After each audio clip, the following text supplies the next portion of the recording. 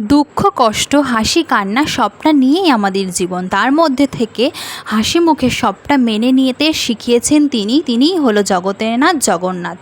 বাড়ি থেকে হাঁটা পথে 30 মিনিট লাগে আমাদের রথের মেলায় যেতে।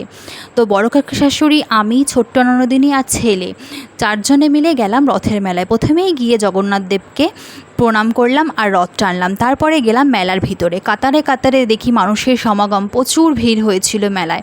তারপরে মেলায় এদিক সেদিক একটু ঘুরে কিছুই কিনিনি। তারপরে খেলাম ফুচকা। তারপরে দেখলাম নতুন জিনিস রোলার কুলফি, সেটা একটু খেয়ে নিলাম। তারপরে মেলার বাইরে বেরিয়ে দেখি পাঁপড়ের দোকান। রথের মেলায় গেলে যেটা না খেলে ঠাকুর পাপ দেয় সেটা হলো পাঁপড় ভাজা।